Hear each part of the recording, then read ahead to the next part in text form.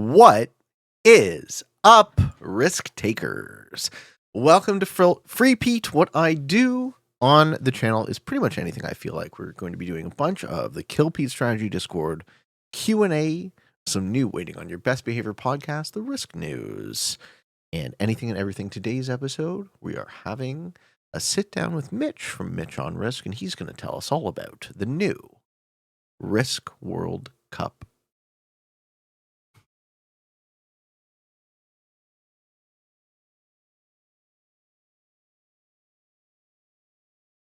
Hello, hello. Can you hear me? Yo,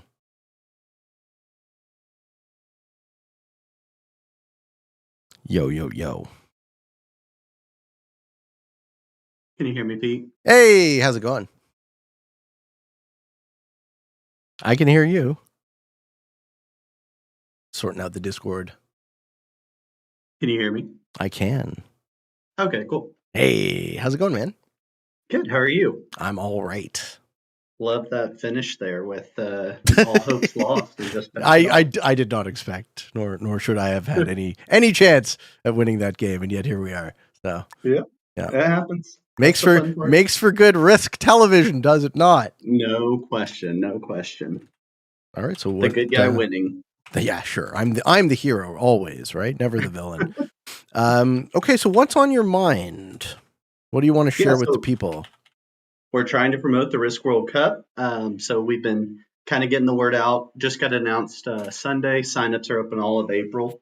But it's a new style tournament. So we're trying to inform people a little different way of playing. We're trying to make it more accessible by utilizing a website in addition to a Discord channel. Okay. For more people. Interesting. Tell me everything about it, man. Yeah, so the format is set up kind of two mini tournaments. So the first mini tournament is national qualifiers. So each nation has a qualifying tournament to determine your 3-player team that will represent you at the World Cup finals. And then each country plays in the World Cup finals. The format's a little different than the point system that maybe you have seen in other tournaments. It's 10 points only for the win. There's no other placement points. Your first bounty is 5 points, your second bounty is 3 points, and then 1 point for an additional bounty after that. In hopes of pushing bounties, pushing action, and trying to prevent the take a card and pass type tournament games that we all love. That go for 3 hours with no end in sight. So the idea is you play 3 consecutive games. Your group are the only points that matter. So the 3 players with the most points after all 3 games gets through to the next round. The idea of the 3 games we're stealing, from some tournaments that do the 3 games, like the Grandmaster and the Classic have done recently. So one bad spawn or bad turn order or bad cards or whatever doesn't necessarily knock you out. So you got to play 3 games, but it's not the win and move on. So all 6 players play all 3 games. Okay. And when is the tournament starting? Yeah, so the signups are through April. The national qualifiers are in May. They finish the first week of June. Then the World Cup finals will be middle of June through middle of July. Will be the final tournament with the nations competing. So some nations will have a lot more signups. We're already seeing a lot more from the U.S. and some of the European countries. We're guessing Canada will be up there with a lot of signups also. So they'll have longer national qualifier tournaments, whereas some nations we're going to be fighting to try to get 3 players. Sure, yeah. Well, Canada, I think, will be overrepresented as well as Germany. I think those will be 2 countries that will have a ton of great players, hopefully vying to represent them, but it depends, obviously, on who's available. Agreed. The cool part is, Van signed up with Austria, and he was really worried that there would be no other Austrian signups, that I'm the only Risk player in all of Austria, and I told him that was probably not true. So we've already seen in day 4, we had someone sign up. So I messaged him and said, look, there's another Austrian in the world playing Risk. So that's the cool part, is we're kind of pulling people out of some of these pockets that maybe you wouldn't have realized had a bunch of Risk players. Definitely. Yeah. That's another one of the sort of most beautiful things about this community, right? Is that we are able to connect with each other, like-minded souls around the world. Exactly. Yeah. That's the cool part is the Discord community and the risk community in general. And these people that are trying to get other people into the game. It gives them a new format and a new platform to stand on, representing your country. And no matter how you feel about political boundaries of countries or how that should work in terms of Don't nationalism or get me whatever. started. Yeah. Yeah, I know you have opinions on that, but in this, it's more of a for fun nationalism, pride in country and such.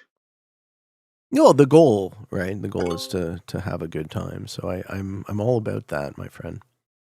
Yeah, it's been good. We've gotten some good interest so far, but we're really trying to make the tournament very streamer friendly.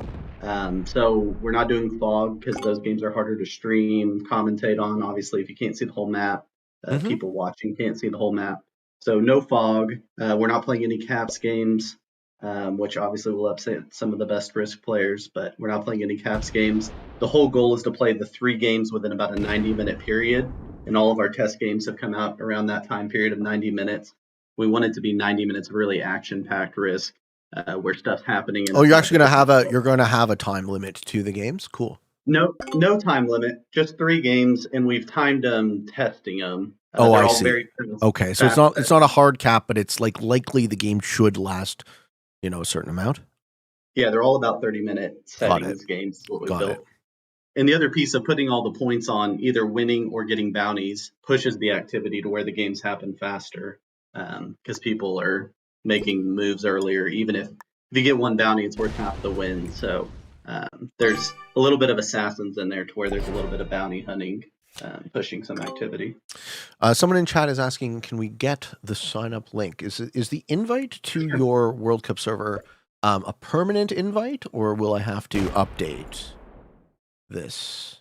That is such a good question. Yes. I can put it in the chat, but it should be. I'm putting in the chat right now. I don't know if this is a permanent invite or not, but this is the invite to Mitch's server, the Risk World Cup server.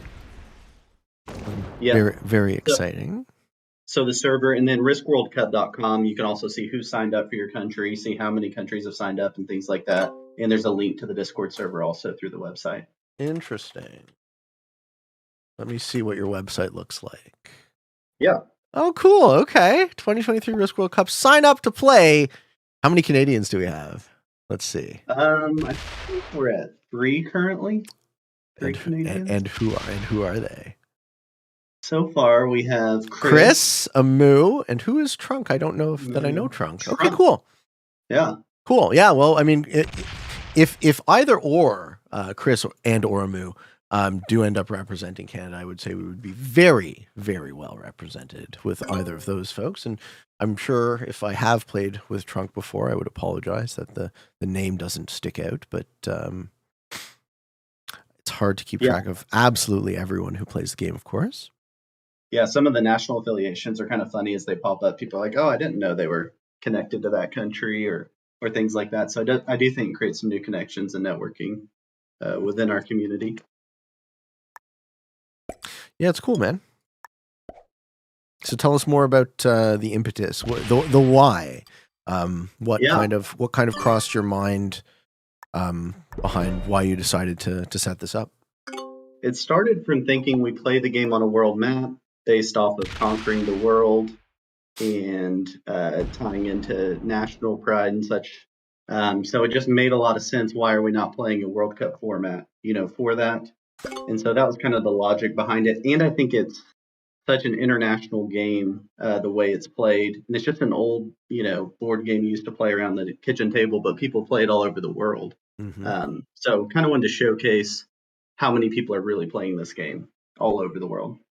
And we got Trunk in the chat. What part of Canada are you from, sir? That's awesome, man. We got him. We got him. Yeah, cool. Well, good luck. Good luck to all the qualifiers. I'll try my best. I do enjoy the risk competition. So, sorry if I sign up here. Sign up now. If I sign up here, you said it's a couple weeks away. Yeah. So the national qualifiers will start May 1. Cool. Yeah, and then obviously the countries with more signups will have more rounds of national qualifiers, basically cutting out half the participants each round until we get down to a final 3 to represent their country. As you would hope.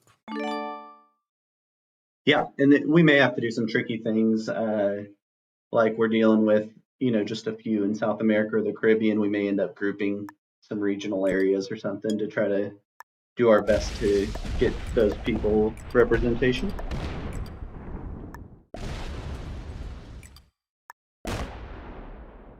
We also have Parlox and Saber, both from Israel. Of course we do. And they're very worried about who their third player is going to be. So we'll see. Is there not a third, like, known Israeli? Apparently it's just those two, and they're both very concerned about how that's going to work. And I told them no matter who their third player is, they're going to be a really good team. So.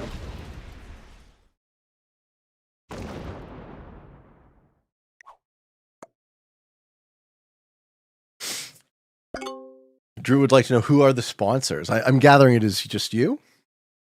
So we're working on a few different sponsors. We're having to prove ourselves in terms of number of signups and where they're signing up from to some of them. So we're in conversations with them.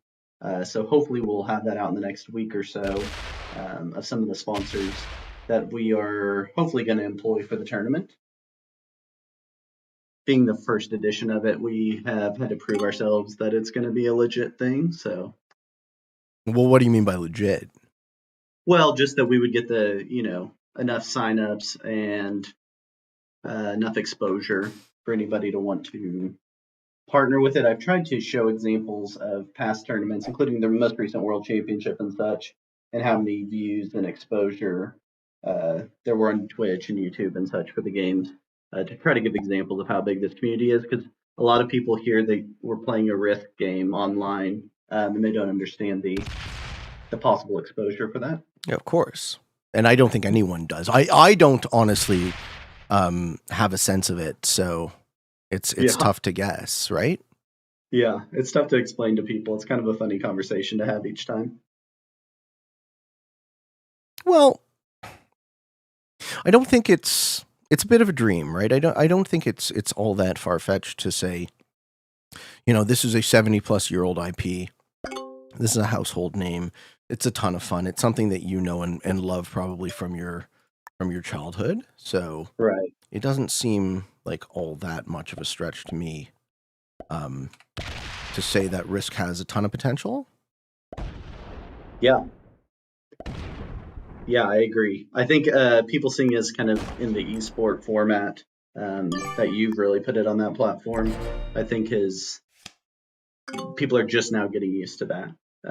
Versus the 6-hour games they used to sit around the kitchen table competing with grandpa with. A little different now. Yeah, and I think that is the one most missed opportunity for the marketing for this game, is that, like, hey, this game of Risk that you have so stereotyped as taking forever no longer needs to be so. Right. And in fact, you can get it done in 20 minutes, 25 minutes, and that's like, a big part of the appeal. Yeah, and that's a big push for our format here, is to show people the quick kind of action-packed version versus the JJ Bro or Arco style caps 4-hour games, which are also fun for some people. Well, I think the preponderance of players, it's a bit of a chicken and an egg problem, right? The preponderance of players at the top of the ladder being so pro caps has a lot to do with the fact that caps is heavily incentivized. And if it weren't the thing same with 1v1s, right? Why are 1v1s so much less represented now than a year ago?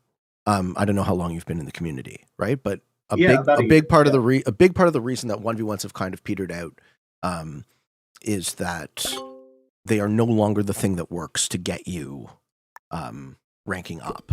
And because it doesn't work anymore, less people do and should care about it. So now you see, right, because caps is the way, now you see a lot more popularity in terms of capital conquest mode, and that's just like, doesn't need to be the case. Like, which is the origin, right? Which is the chicken, which is the egg. Like, if caps wasn't the thing that got you to number one on the leaderboard, would caps be as popular? Would caps be thought of as being the end all be all of Risk, and would caps be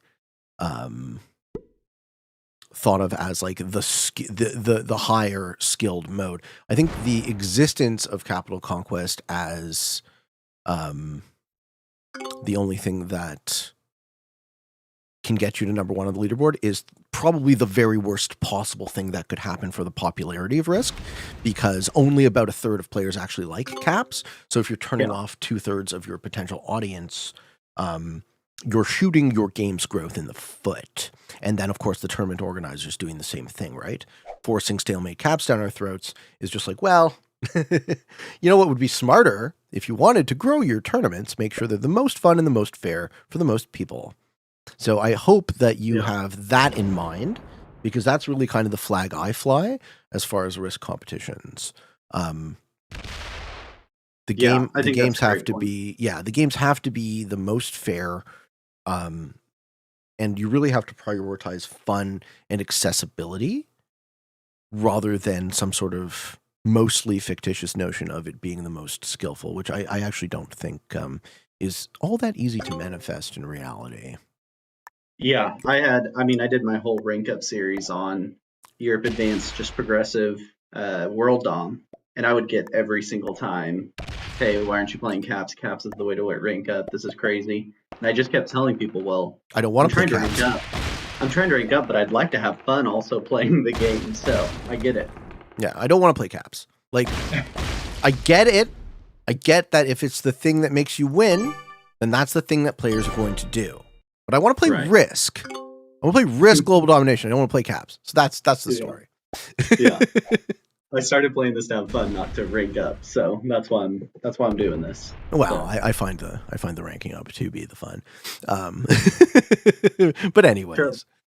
What else haven't I asked you about it? So like, what are your goals with this?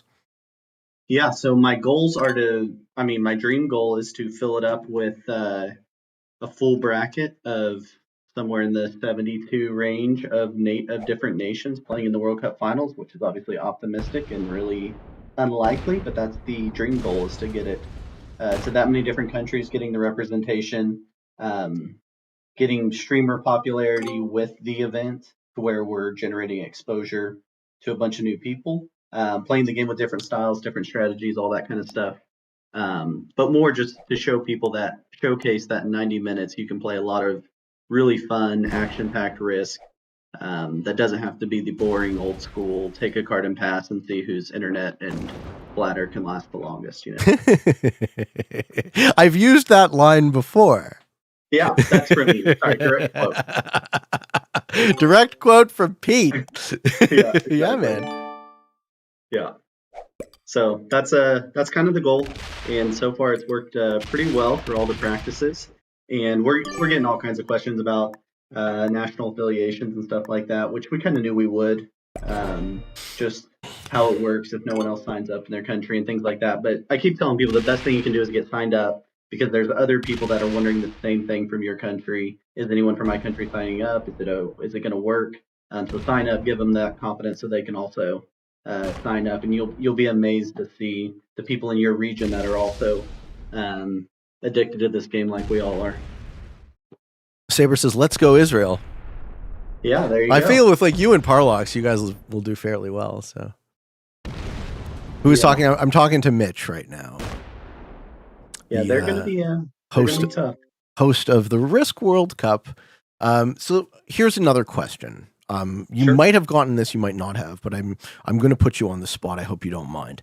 What do you say to the idea that there are too many Risk competitions and it is diluting the player base, or it might be overwhelming to competitors? What do you say about that? Yeah, one, I kind of agree. I do think there are too many competitions. I'd like to see more annual competitions, and I think they started as the multiple a year because that was needed to fill in the gaps. But I would like to see more of the once a year type competitions. But I do think the different types of competitions are really cool. For instance, the Classic tournament, I think, got a ton of people into the event that haven't played in a single tournament before because they felt comfortable on that map. So I think tournaments like that are really cool. I think tournaments with different settings get different people involved. So I don't necessarily think it's bad. I do think the repetitive ones can feel a bit overwhelming. So yeah, I'm throwing another competition into an event that I already think has too many competitions. If that answers it best for you. Okay.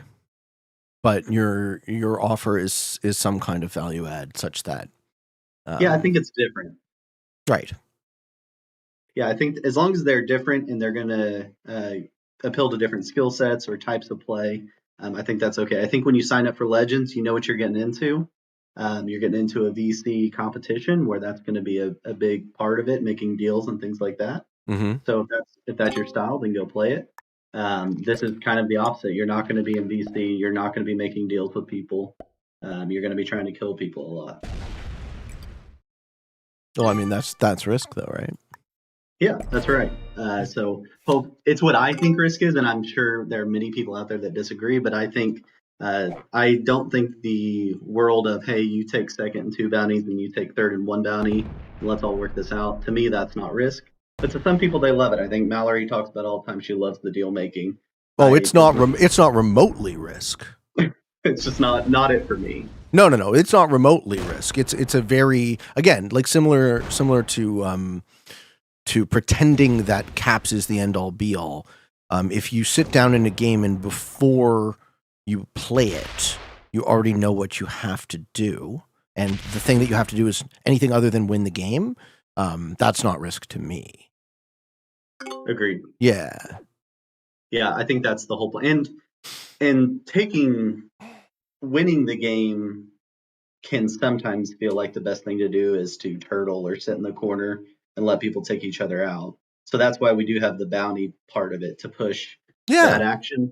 Because sometimes they can get a little passive trying to win the game. Well, I have my own thoughts on this. Drew has been on my case about starting a Pete tournament. So at some point, I'm going to have to relent to this need. But because ranked is still Caps Global Domination focused, I'm really, really happy that so many people are hosting so many different risk competitions, because it allows me to, make interesting risk video on the subject and, scratch that itch that I'm sure as someone who's watched my work for a while, I just absolutely love the joy of competing. So yeah, it's a different level of competition when you get into a tournament game. And it's so funny when you watch them back, you're like, what was I doing there? But your mind works differently when you're playing a tournament game. There is a little added stress and intensity to it for sure. I enjoy that. I enjoy the pressure. I think I thrive under it. It's super fun for me. Yeah, and you were so successful in your first tournament, so I think that probably added even more to it for you. Loving the tournament experience.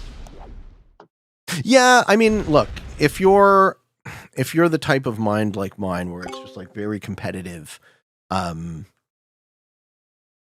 want to be the best risk player I can be. That's kind of like the overarching ethos of the show.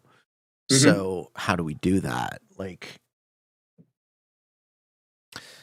how do I learn and grow while still doing it in an expository fashion? Yeah. And I think you presenting me with an option to compete, I'm super grateful.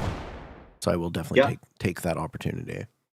And hopefully I get to represent Canada. But, there's some really great players. You got Tyler, you got Sin, you got Zarip, you got Cowboy. There's a ton of excellent Canadians. What do you think it is exactly about Canada that is so set up to have good risk players? I don't think that's being stuck indoors all half the year with nothing to fucking do. I don't know. I've been trying to figure it out. Yeah, it's not that. But yeah, we are somehow, some way overrepresented amongst world champions and amongst winners. Oh, Kilton, of course. I was like, I'm missing someone. I know I'm missing someone. I was like, oh yeah, obviously I'm missing fucking Kilton. He'll appreciate that. Oh, he knows how good he is. Come on. Yeah, he doesn't need me to tell him. He says I'm washed now. Sure you are. Poor guy. Okay. Last thoughts? Anything you want to leave the people with? No, just real quick. I started watching you. I played Risk when I was a kid. Started watching you about a year ago. Started playing, and I just got convinced to play my first tournament in January. Actually, the World Championship, and I played Japan fixed, assuming I was going to get just absolutely crushed. Mm-hmm. And I won the game, and that was what kind of started me of now I've locked in signing up for every single thing. So back to do you think there's too many tournaments? I do think anything we can do to catch people's attention, to get them into that spirit of the game and start to realize how cool this community is, people willing to share information, help each other out. I think any of that's valuable. So kudos for all you do and spreading it in this awesome community. Kind of, you've been a huge part of it. Well, thanks, man. Yeah, like I love it. And I think that shows. So, my mission has never wavered. My stated goal is always like, I want to show you guys how awesome Risk is, and I want to help bring it to its potential. I felt so welcomed when I joined the community. Yeah. So how could I not want to contribute? How could I not want to, help bring Risk into its destiny? Because not only because I love it, but also because it's beneficial to me, right? My game improves with a growing community, with a vibrant competitive scene. Like, it's good for me. For sure. Yeah. So I don't like pretend to be an altruist about this at all. Yeah. Yeah, you get something out of it too. Well, I wouldn't trust someone who said they were. Yeah. Yeah. Because it's impossible in your opinion. What do you mean? Well, it's impossible to be truly altruistic. Oh man, you want to get into that? No, I don't think I don't think it's impossible. I think it's not pragmatic. I think people who claim to be altruistic are mostly liars, and I try my best to prioritize truth over any exposition of my virtue. Right? I don't pretend to be a virtuous man. I don't pretend to be a good man. I don't pretend to be a bad man. I don't pretend to tell you about my virtue. I'm much more interested in showing you, and my big win in life is win-win. So I much prefer that framing. Right? If I can win and you can win, then I'm happier than if I just win alone. Yeah. That makes sense. It's very Pete, I suppose. Very Pete. Yeah, man. It's very your whole philosophy on Risk, right? Good neighbor concept right there. Yeah, I think that's made manifest. And then to also bear witness to that being adopted now and that becoming a lot more obvious to people is super cool to witness. Yeah, the whole game's changed for sure. Well, thank you, Mitch. I'm excited to see where this goes. Yeah, thanks for your time. Really appreciate it. Yeah, no worries. No worries. Happy to do it. I really, like, as I said, right, it's a blessing and an honor to be able to have this platform and to help raise other people in their mission. So if you're interested in growing competitive Risk, then I want to be there and I want to help out. So anything you need, just don't hesitate to ask and I'll do what I can. Awesome. Thanks, Pete. Cheers. Be well. All right, folks, who's going to compete? Who's going to stand up to represent their nation? I think that's fucking awesome. Well done, sir. Looking forward to seeing how it goes. Yeah, this game is such a shit show. I'm glad Magenta is dead. All Magenta needed to do this game was ally me. It's literally all they needed to do. Ooh, nice. Nice. Good job for White keeping me small. White has the guaranteed win. Everyone keeps interrupting me, right? And I don't necessarily think that the interruptions were good for the person interrupting. This is another sort of classic Pete game, right? So what do you do with Blackbeard's fixed? So because everything hinges around the Nexus, You can't let the player on this side take it. But as with so much with fixed, what you end up with is you end up with the noob overextending. I think I just feed the red kill now. It's because red didn't ally me either. So like there's no way I should keep playing to win. But it's too far gone. Like if white was better, he would have won already.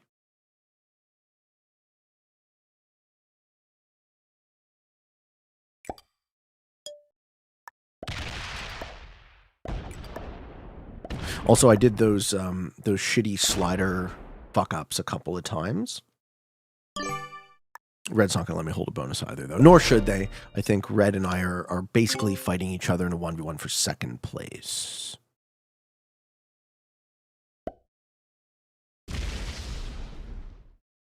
Yeah, but white sucks, right? What white really should be doing, and that they haven't done, is get that 14 out of that bonus. It's not helping you at all. It's not doing anything for you. Yeah, clean the board, right? Just take it. Just take everything. There you go. Good job, white. Lucky, lucky. 5v3? No, you don't roll a 5v3. You move the 14 out. Yeah. Or not. Or you you keep the 14 locked inside yourself because you're a noob. Well, there we go, ladies and gentlemen. I hope I get second, but I might get third. Is it Friday in Canada? No, it's Thursday today. PG only Irish players. Who's Irish? Brutal's Irish, right? Pretty sure.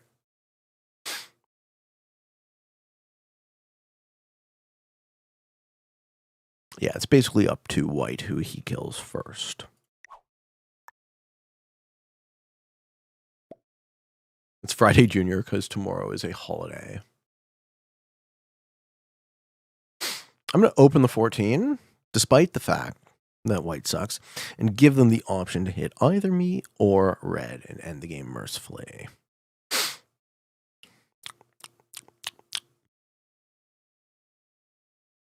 And did we have a non-ACDC karaoke request?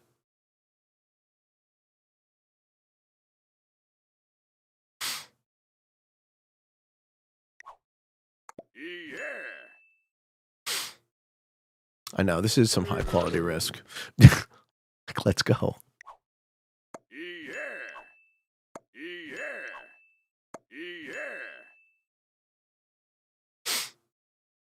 I know you want to hear the white stuff by Weird Al Yankovic. I know that.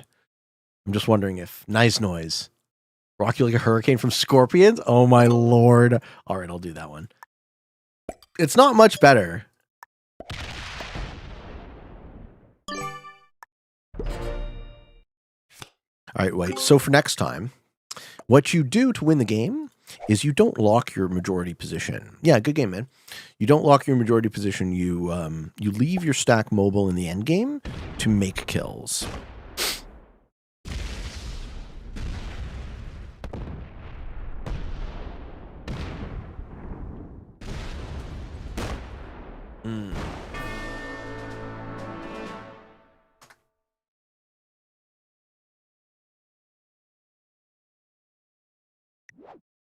What do we got? Beginners? Yeah, no shit.